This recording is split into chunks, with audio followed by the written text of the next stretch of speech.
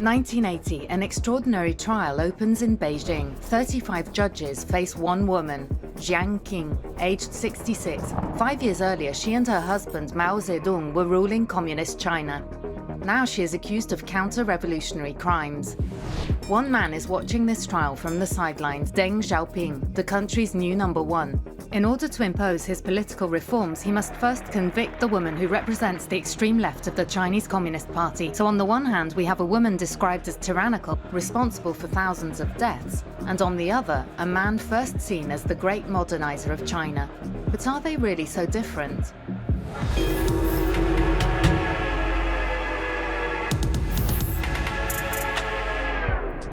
Deng Xiaoping grew up in a landowning family in Sichuan. It sounds nice, but a century ago, life in China was very difficult, even for wealthy peasants. The empire collapsed and was replaced by a republic in 1912. The republic was fragile, its authority was contested particularly by local potentates, the so-called warlords, who maintained a climate of civil war. It's true that today China has become the world's second economic power, but at that time it was an archaic country. To get out of that, it would take a century and the end of one of the most deadly political adventures in contemporary history, the Maoist Revolution. In 1919, we're at the beginning of the journey, and the young Deng dreams of a better future for his country. His model was France, and his dream was Paris, the city of light. Deng was small in stature, he was barely 1.50 meters tall, but big in spirit. Spotted by his teachers, he joined a Chinese educational program, the work-study movement, which enabled him to go to France. So from 1920, he was a pupil in Bayeux, then a worker in the Paris region, in the Renault factories in Boulogne-Billancourt. There he discovered socialism. He shared a room with another young Chinese man, Zhou Enlai, co-founder of the Chinese Communist Party in 1921. Together, Deng and Zhou imagined a radiant future for the Middle Kingdom, a future in red. In 1926, Deng Xiaoping, who had become a communist, went to study in the Soviet Union in Moscow. There he perfected his Marxist-Leninist education. He found a meaning to his life. To save his country from poverty and decadence, he was going to return to China and start a revolution. Jiang Qing came from a poor family, like tens of millions in China in 1914. Raised in Shandong, to a mother who worked as a servant for the rich and a father who drank, she quickly realized that being a woman in China was no picnic.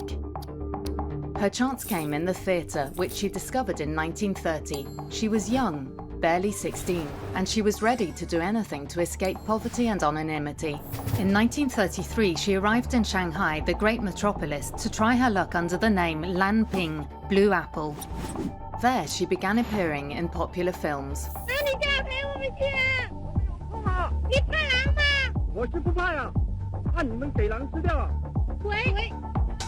But the economic crisis was raging, the political situation was chaotic, and the Japanese were threatening to invade China. As a result, after a promising start, Jiang Qing was floundering. But in the film studios, the actress met some Marxist intellectuals. The ambitious actress sensed that the future of China would be played out on the side of the revolutionaries, so she decided to become a communist. Except the cadres of the CCP, the Chinese Communist Party, don't like Jiang Qing very much. For them, she was just a vulgar starlet ready to use her charms. And rumour had it that she'd had many love affairs. These men despised the young woman. For Jiang Qing, it was an affront, but one day she'd get her revenge. 1934, the Kuomintang, the nationalist party in power, led by Chiang Kai-shek, bloodily repressed the communist government. Back in China, Deng Xiaoping went underground. There he met Mao Zedong, who convinced him that the Chinese Revolution to succeed had to rely not on the workers, as the Bolsheviks did during the Russian Revolution of 1917, but on the peasant masses, infinitely more numerous, in this country which was still not very industrialized. Together, Deng and Mao created a maquis in the mountains. The nationalists stormed their positions, but the communists managed to escape. Between October 1934 and October 1935, despite bloody battles, the Revolutionary Army found refuge in the Lost Mountains of Yan'an. This heroic escape ensured their fame. It was called the Long March. Millions of young Chinese people dreamed of joining them. Among them was Jiang Qing. In 1935, at the age of 21, she joined the Red Base in Yan'an. There she met Deng Xiaoping. But the actress only had eyes for Mao, the leader nicknamed the Great Helmsman, said to be a lover of very young women. But Jiang Qing took the plunge. She seduced Mao and married him. But the party cadres were suspicious of her. They would only accept this marriage on one condition, that Jiang Qing abstain from all public and political activity. Faced with the intellectuals who ran the party, she, a woman of the people, lost face once again. In 1949, the communists finally won over the Kuomintang. Mao Zedong took Beijing, and the People's Republic was proclaimed. Deng Xiaoping was one of the architects of the victory. Efficient and loyal, Deng was Mao's armed wing. He became one of the most powerful men in China. Jiang Qing, on the other hand, was eating her heart out. She had given her husband a daughter, but she remained isolated in the shadow of the Great Helmsman. Sick and even hypochondriac, she no longer shared much with him. She wanted to be a star and hadn't given up her ambition to shine, but she had barely been admitted to the film industry's steering committee. Now she dreamed of supreme power. A political setback for Mao Zedong would give her the opportunity to take her revenge. 1958, 9 years after taking power, Mao Zedong launched the Great Leap Forward, a program designed to turn China into an industrial power in just a few years. On his orders, the peasant masses embarked on the construction of titanic infrastructures.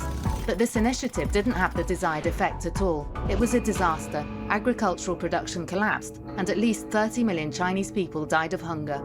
The moderate communists criticized the Great Leap Forward. Led by Deng Xiaoping, they advocated reviving the economy on a more liberal basis. His motto? It doesn't matter if the cat is black or white as long as it catches mice. Embattled, Mao Zedong had to hand over the presidency of the Republic to Liu Shaoqi, a close friend of Deng. The Great Helmsman was humiliated.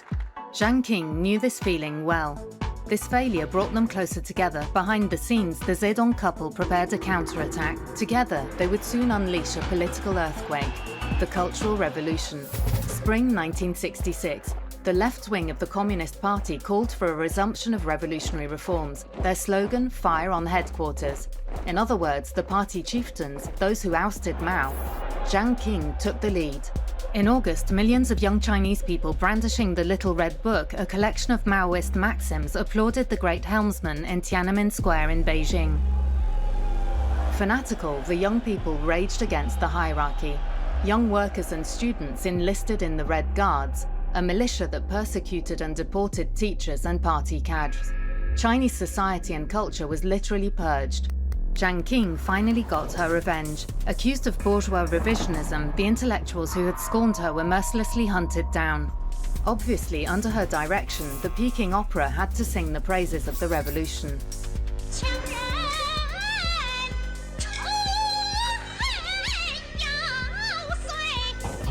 Liu Shaoqi was arrested and died in prison. Deng Xiaoping owed his salvation only to his old friend Zhou Enlai, close to Mao, but he was degraded and sent to work in a tractor shop.